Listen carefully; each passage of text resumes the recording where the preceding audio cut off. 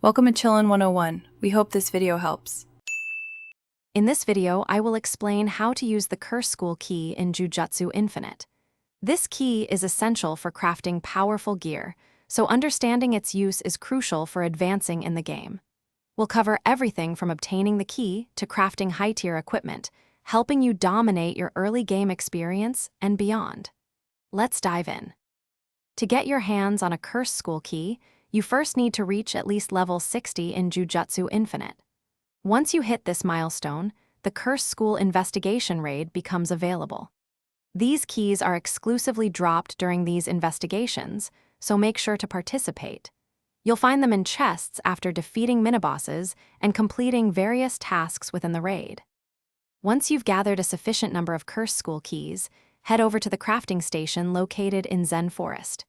Here, you can transform your keys into valuable gear. For example, you can craft the Dragon Bone or Electric Staff weapons, each requiring 200 Curse School keys. You can also create powerful armor like the Overtime Trousers or the Vest of Ruin, which typically cost 100 to 200 keys. The Curse School key offers a surefire way to acquire special grade gear, especially if random drops aren't in your favor. To craft the best items, you'll need to farm hundreds of keys, so be prepared for multiple investigation runs. As you progress past level 60, you'll unlock even more investigations, each offering unique keys and even more powerful rewards to enhance your journey in Jujutsu Infinite. Thanks for watching. Consider subscribing if we helped you.